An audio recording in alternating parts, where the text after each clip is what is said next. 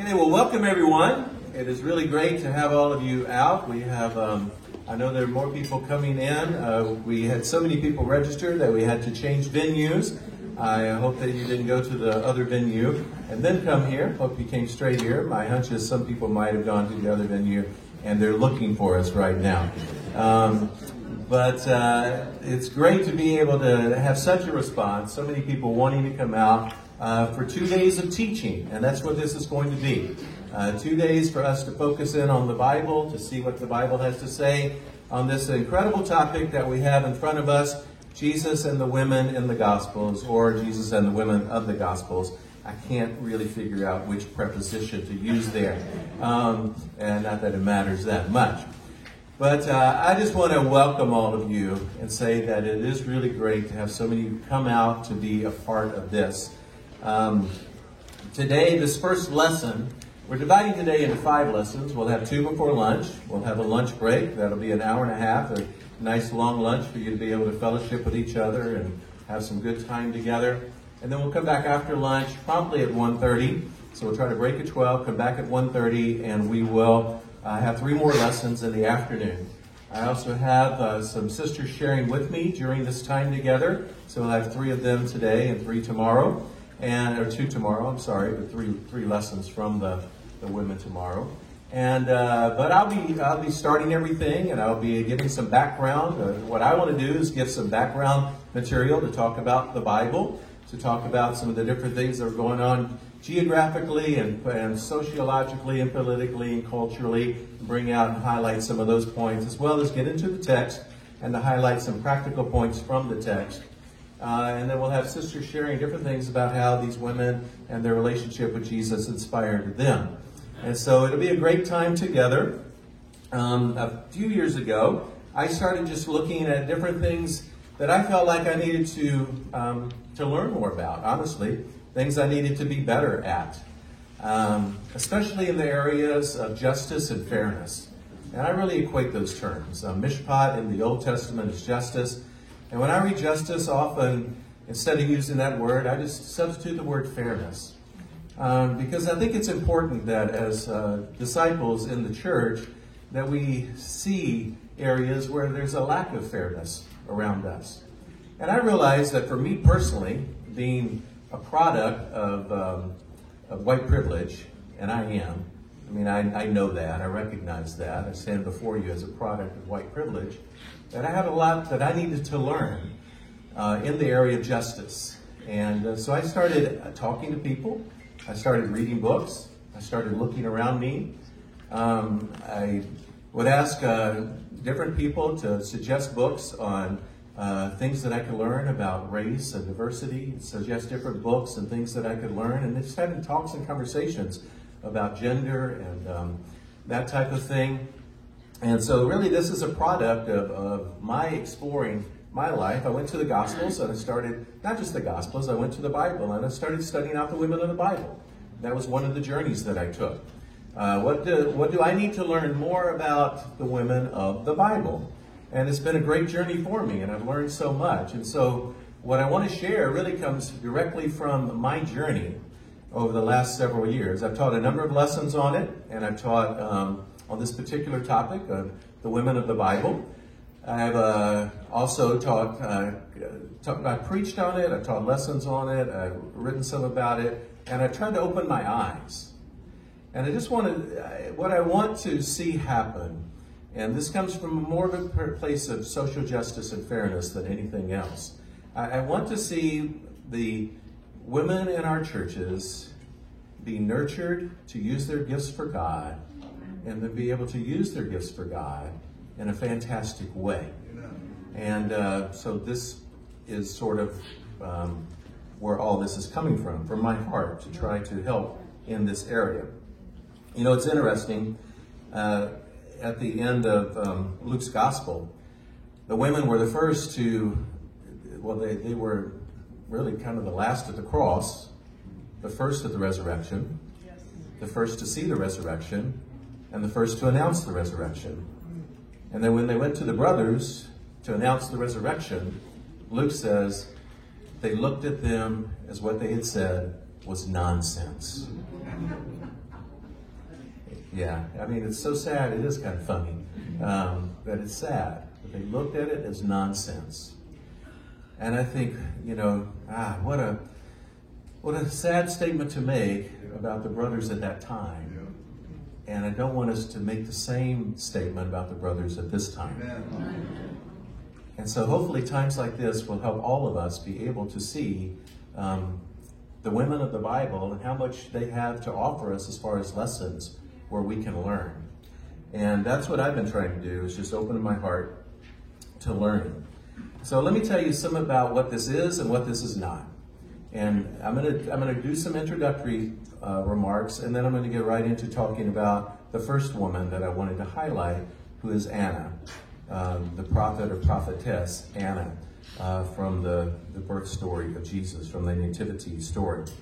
For me, part of the reason that I wanted to teach on this is I was reading a book. The book is it's a nice little book. It's called Rediscovering Scripture Vision for Women by Lucy Peppiatt. And Lucy Peppiatt had a scholar, one of my favorite scholars, Scott McKnight, write the introduction to her book. And I was reading through Dr. McKnight's introduction to her book, and Dr. McKnight made a suggestion.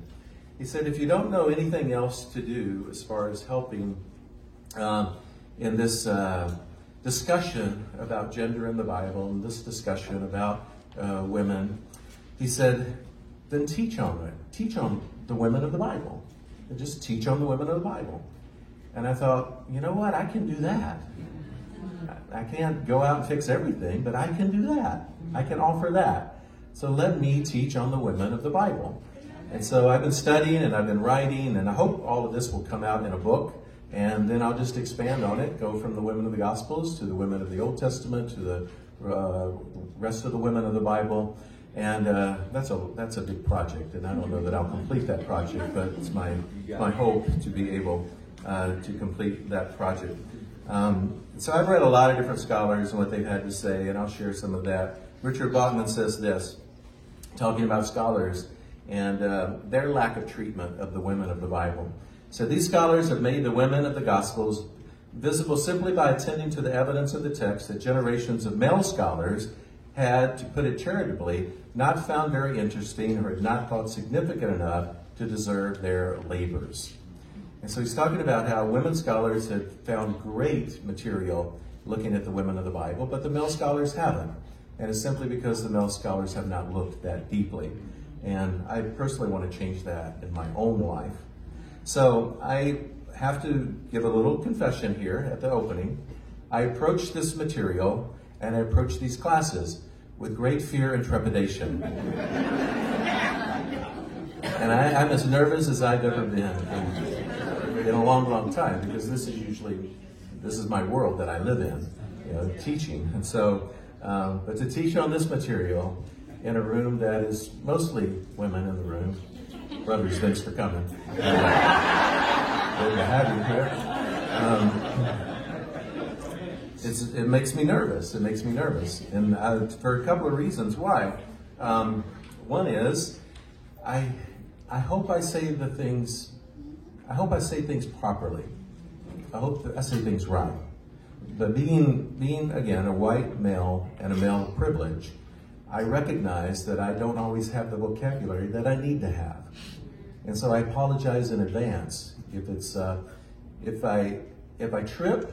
I'm tripping because I don't have the vocabulary and I don't have the knowledge. It's not because of heart. My heart is to try to say the right thing, and to say it in the right way.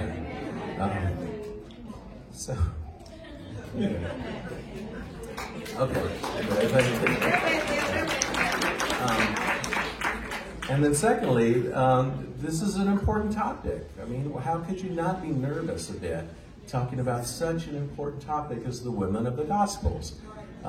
Especially when, I think in mixed audiences, we've not talked about this topic very much, even if at all. And so I feel a lot of fear and trepidation coming into this, but I know that God is great and God will work through all of this. And so what this study is and what this study is not. First, what this study is.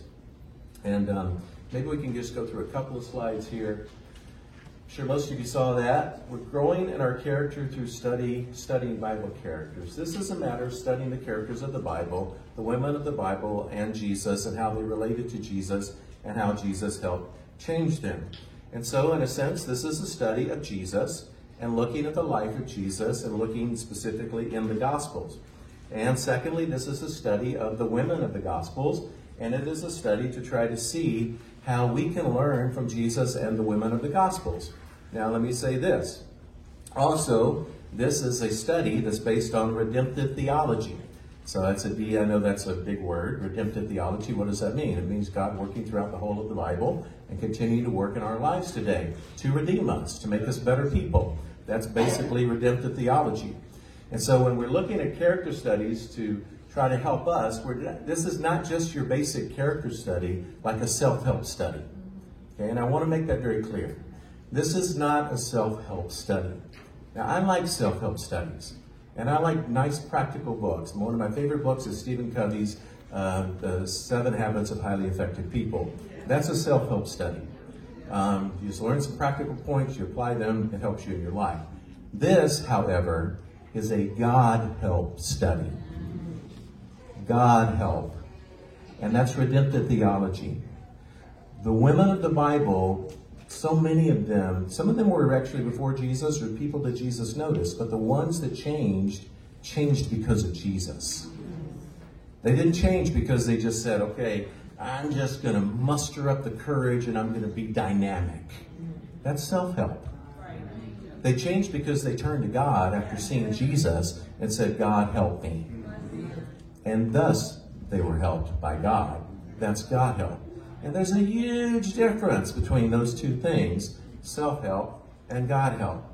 I mean, I can look at some examples of women, and I can be inspired by them, you know. But if I'm not turning to God, I'm not going to change that part of my character that needs to change. It'll change for a little bit. It'll change for a day or two. But then I'll slip back into the old Steve. So we're looking at God help when we talk about these things, and we're looking at redemptive theology. Now, a few more things that this study will be, just because of the topic that we're talking about.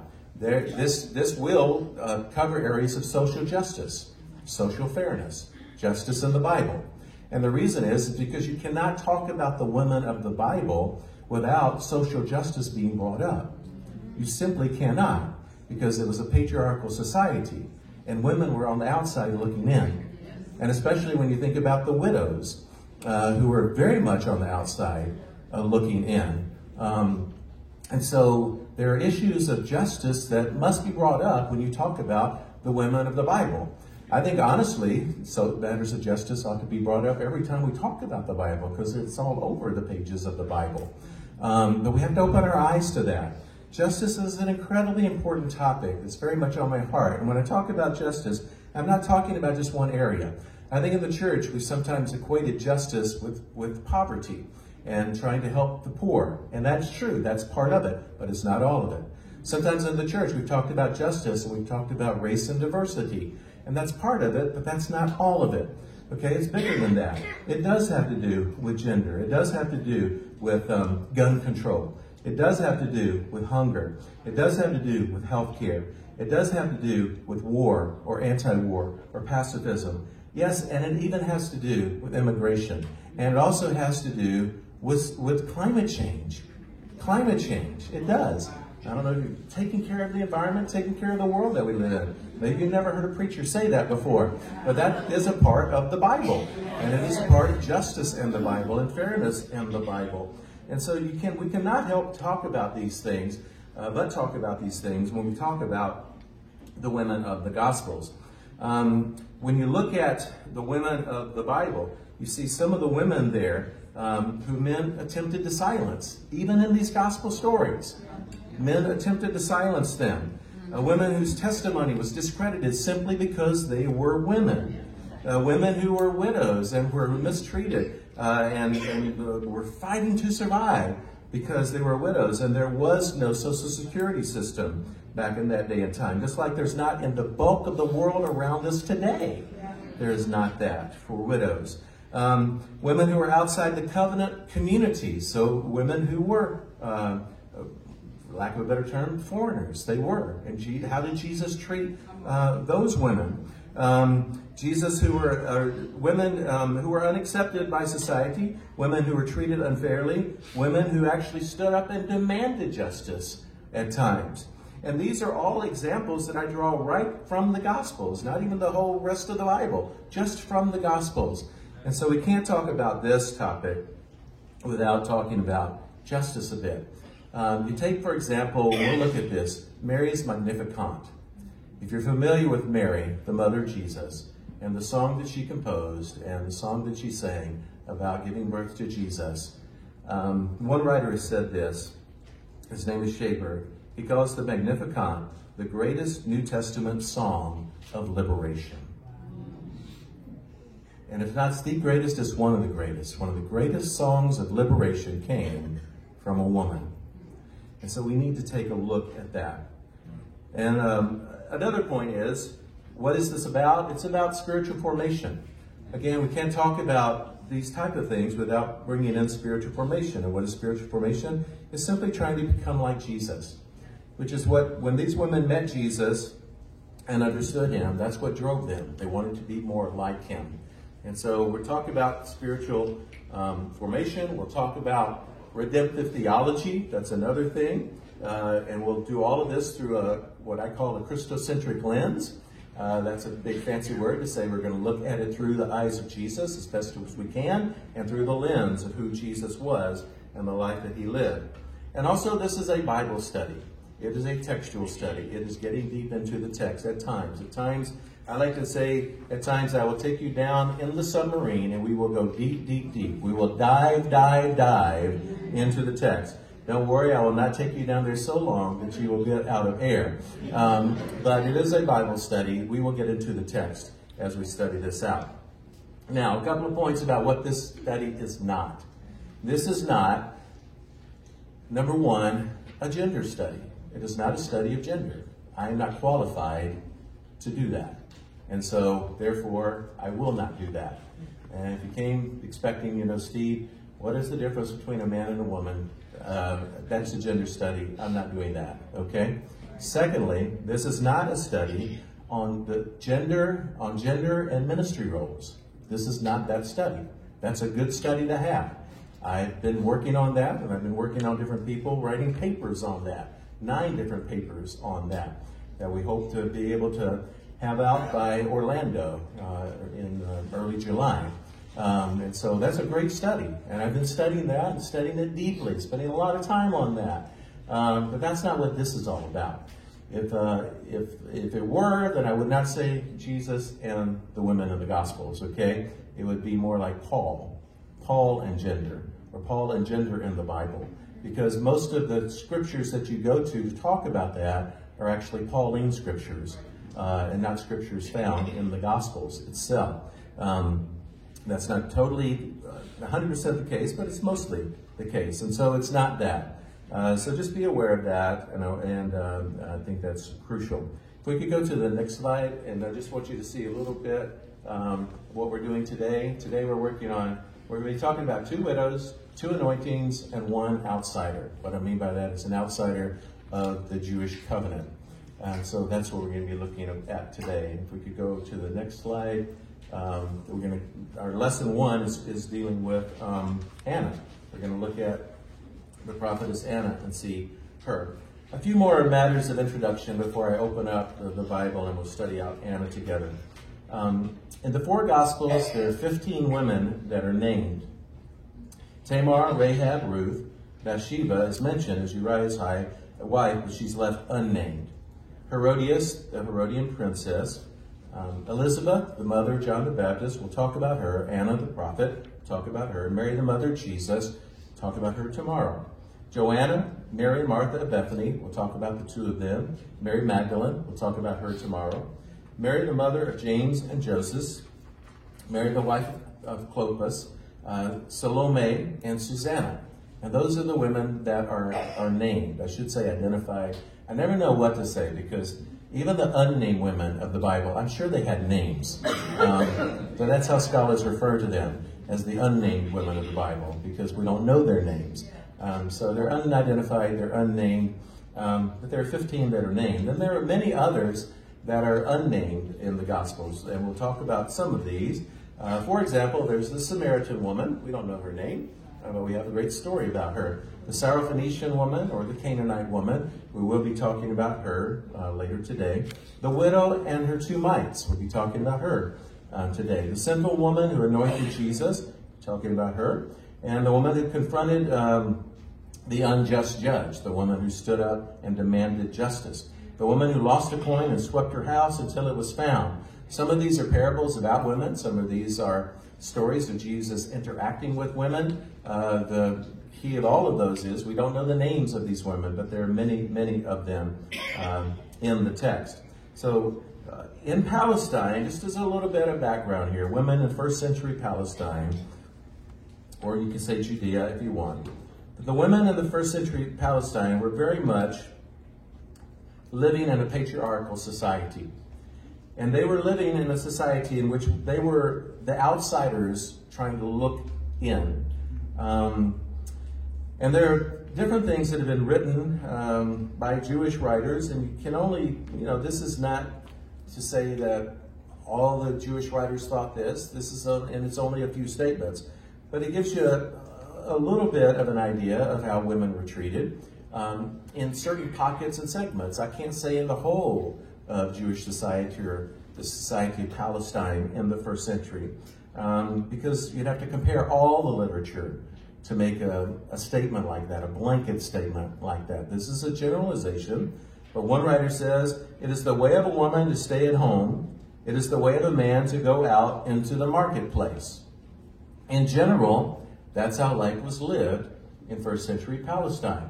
It was also how life was lived in the bulk of the Roman world in the first century. And it's also how life is lived by many women in the world that we live in today, around the world. One of the harshest statements that you see of a rabbi about women, he said, "Praise be to God," and this was around the time of Jesus in which this was written. "Praise be to God that he has not created me a Gentile. Praise be to God that he created me not a woman. Praise be to God that he has not created me an ignorant man." Well, that's horrible. Yeah. And I didn't say that, okay? This guy said it a long time ago.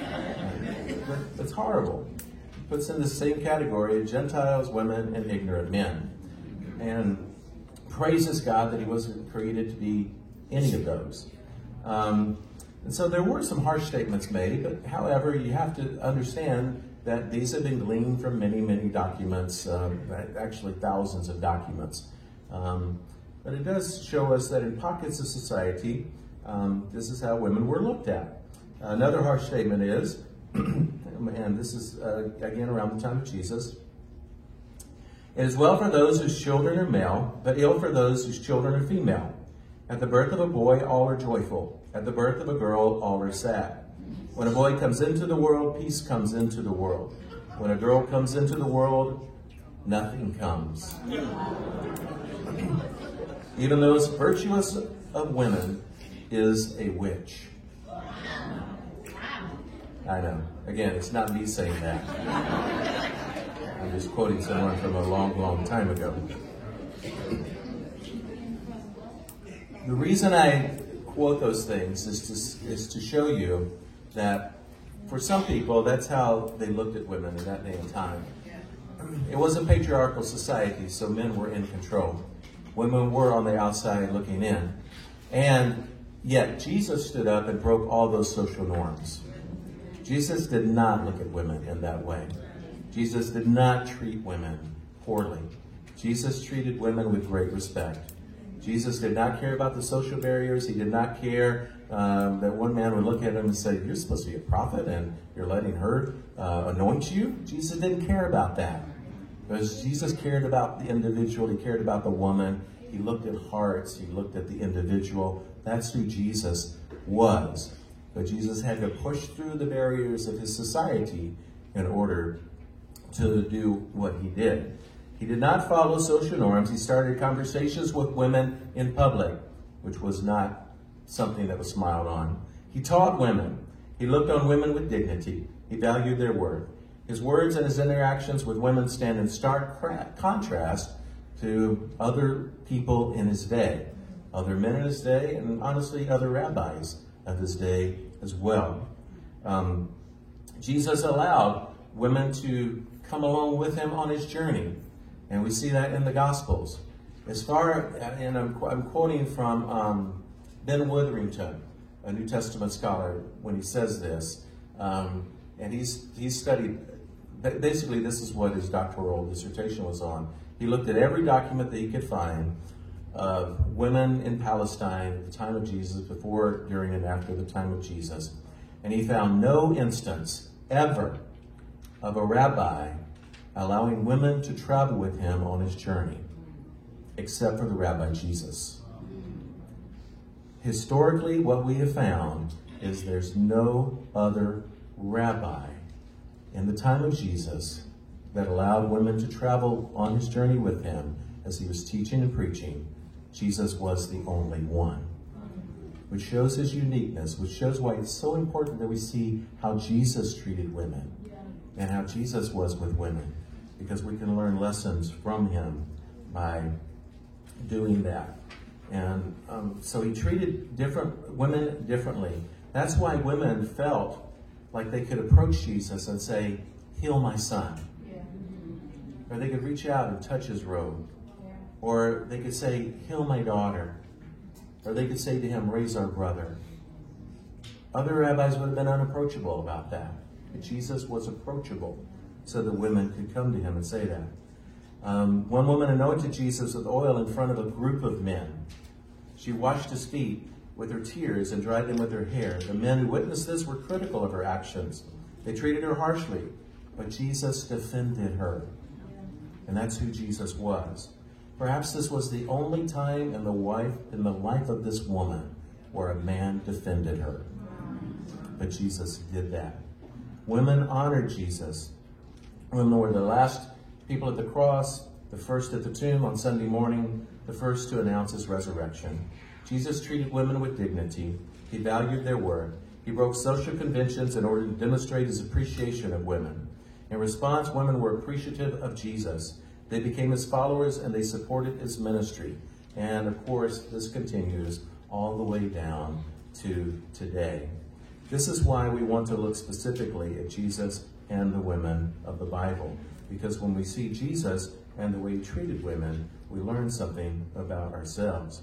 Dorothy Sayers says this, and I want to read this here at the opening.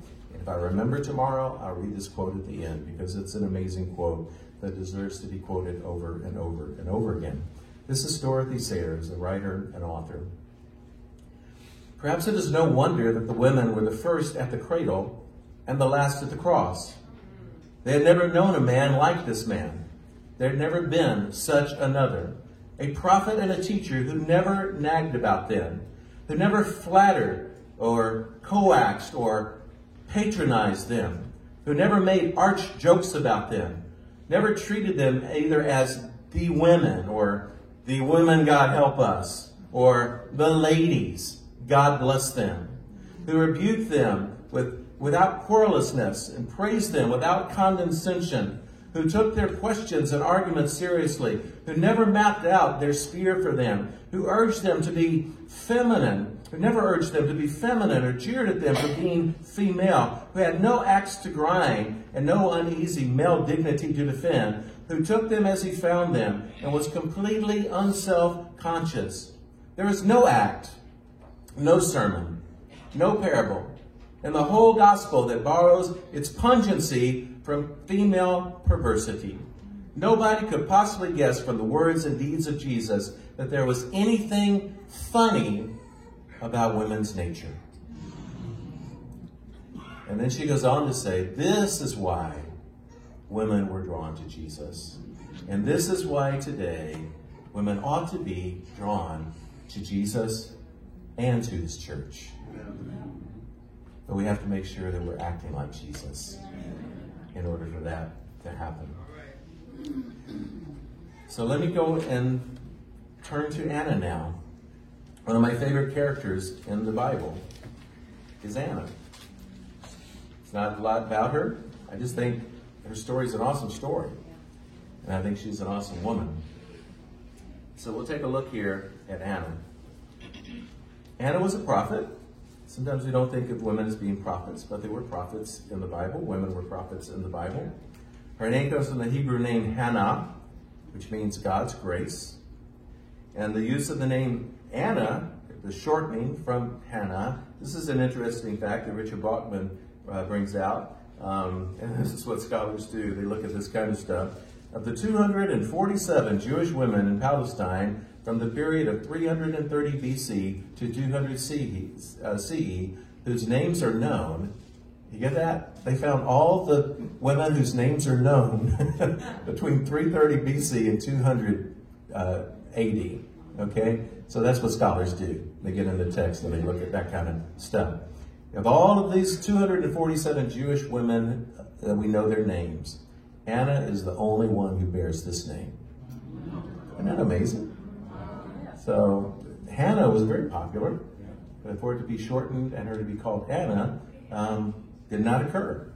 So we have a uniqueness about her, even in the name that she has. I would personally say that Anna is one of the least recognized women in the Gospels. She's one of the least talked about or taught on women in the Gospels, and yet there's so much to learn from this widow who was a prophet and a proclaimer of the good news of Jesus. And so let's see what we can learn from her. Her story is in Luke 2, verses 36 through 38. So you can open your Bibles to Luke 2. This is going to sound a little differently than whatever translation you're using there, because it's my own translation, so it'll sound a little differently. And Anna, a prophetess, was there in the temple. She was a daughter of Phanuel out of the tribe of Asher. She was very old in years. Her husband died when they had been married only 7 years. And then she lived as a widow until she was 84. She did not depart from the temple. She worshipped night and day in fasting and prayer. At that time she approached to give thanks to God and spoke concerning the child to all who were looking for the redemption of Jerusalem. A very short few verses after the story of Simeon and in the birth infancy narrative, but there's much here. And so I wanted to take a little time just to dig a little deeper in this and see what we can learn. What can we learn from Anna? First, we can see that she was a prophetess. That is written about her. She was a prophet of God. Here's my favorite biblical definition of a prophet, of all the definitions that you could find. It's in Amos 8, verses 7 and 8. Surely the Lord does nothing without revealing his secrets to his servants, the prophets. The lion has roared, who will not fear? The Lord God has spoken, who can but prophesy? And that is what a prophet was all about. Hearing the word of God and revealing that word to other people. We do know in the Bible, we usually think of the prophets and we think of the men that were prophets, like Isaiah and Daniel and Jeremiah and others. But there were female prophets in the Bible, like Miriam, the sister of Moses, Isaiah's wife. They actually had a team prophecy going on, and they had a school of prophets that they were working with. And so that's very interesting about Isaiah. Usually don't think about that, but it's true. Isaiah's wife, whose name we do not know, Huldah, one of my favorite women of the Bible also, that when the book of the law was found in the time of Josiah, they took it actually to Huldah for her to say, yes, this is the book of the law. She was a prophet. Anna, who we're talking about now, the 4 daughters of Philip, whose names we do not know, and also the women who prophesied in the church in Corinth in 1 Corinthians chapter 11. And so there were female prophets in the Bible, and that was one of the roles that they had. And it's good to recognize that and to see that. They, at times, spoke the word of God. It's God revealed it to them. And so as we look at Anna, this is what we're looking at. And here's a woman that God is going to use. Why? Because she had a heart that was open to being used by God. Second, about Anna. She was the daughter of Phanuel out of the tribe of Asher. And so, what in the world? Why is that important? Oh, why even mention that? Well, there's one main reason to mention it.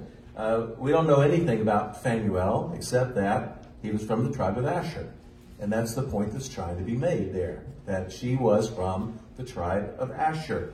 The name Phanuel means the face of God. And so that was the meaning of his name. But the tribe of Asher was one of the 10 northern tribes. You know, the Old Testament history, just bringing that to mind right now. In the Old Testament, there were 10 tribes in the north, and there were 2 tribes in the south. The 10 tribes of the north, they were conquered by Assyria in 722 BC, and they were taken into captivity. Thus, they became known as the 10 lost tribes. Well, here's the thing. Not everyone from the 10 lost tribes was lost. Some of them actually started communities in Assyria and in other places like in Babylon. And others of them actually went south and they hung out. And this tribe has been hanging out now from 722 to the birth of Jesus. But they've not lost their identity. They're still a tribe that is hanging around hoping for redemption and the redemption of all of Israel. And so in that sense, you have someone that is displaced. Definitely on the outside, looking in. Not of the tribe of Judah, not of the tribe of Benjamin, not of the south at all, but a prophet from the north who comes to the south, who comes to Jerusalem. That happened very rarely. Most of the prophets came from the south to the north. So they would leave Jerusalem like Amos, a shepherd from Tekoa, just outside of Bethlehem, and he would go to the north to prophesy in Bethel, at the false altar that had been set up in Bethel. That's what prophets generally did. But here's a woman from the north, representing the north, of a tribe of the north, a displaced tribe, a lost tribe, who's there in Jerusalem doing what? Waiting for the redemption of Israel. Holding on to hope that she and her people would find the Messiah. And her people have been holding on this for 7 centuries. They've been holding on to this hope. And she represents these people. So this is what we see when we look at Anna. And the mention of her being from the tribe of Asher. Sometimes we look at that and we just step over that and say, oh, that's interesting. But there's nothing significant there. There's something of great significance there when it says she's from the tribe of Asher. It's an identification marker for her of her heart and where she is and being displaced and that type of thing. The third thing we see is that she was a widow. We'll talk about quite a few widows over the next couple of days. But she was a widow, and she had been widowed for many years. And the widows in that day and time, they had no social standing at all. And they were just they were trying the best that they could to get by. As I mentioned earlier, there was no social security system. There was no way that they would be taken care of unless a relative happened to want to take care of them. And if not, they were just left on their own. And so she was a person of no social standing. But here's the thing. In God's eyes, she had standing. God noticed her. God saw her. Because that's what God does. He looks down and he sees people that others do not see. And he notes their heart. And God noticed her. She was a widow for 60 years, which puts her not only as a widow, but she was older. Dare I say elderly. She was an old widow. In fact, Bogman says this about her. Luke 2:37 probably means not that she was 84 years of age, which when you add how long she'd been widowed to when she was widowed, it's 84 years. It said that it would make her age actually 105 years old. Now, I don't know if he's right or not, but let me tell you, 84 in that society was ancient. Because most people died before they were 40. So anyone who was around at 84 years of age was ancient. To be 105 years old, wow. And you get the sense, even that as she's around all this time, that she's not given up on her quest to find the redemption of Israel. That type of heart is something for us to admire. Amen. That all these years, she hung around the temple, hoping as a prophet of God to see what she was longing to see, the redemption of Israel. Now let me make a couple of practical points about Anna as we close out thinking about her. One is, she was willing.